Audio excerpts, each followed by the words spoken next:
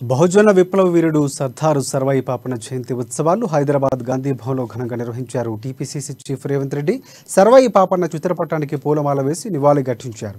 కాంగ్రెస్ నేతలు ఈ కార్యక్రమంలో పాల్గొన్నారు. గత 17 శతాబ్దంలోనే బహుజన రాజ్యాన్ని స్థాపించిన గొప్ప వీరుడు రేవంత్ రెడ్డి వీరుడుగా రేవంత్ రెడ్డి అభివర్ణించారు. నేటి తరం యువత సర్వాయి పాపన్నను ఆదర్శంగా తీసుకోవాలని రేవంత్ రెడ్డి పిలుపునిచ్చారు. తెలంగాణ రాష్ట్రం ఏర్పడిన నాటి నుంచి సర్వాయి పాపన్న జయంతి ఉత్సవాలను కేసీఆర్ ప్రభుత్వం విస్మరించిందని విమర్శించారు. కాంగ్రెస్ హయాంలో పాపన్న జయంతిని జాతరలా నిర్వహించేవారని రేవంత్ రెడ్డి తెలిపారు.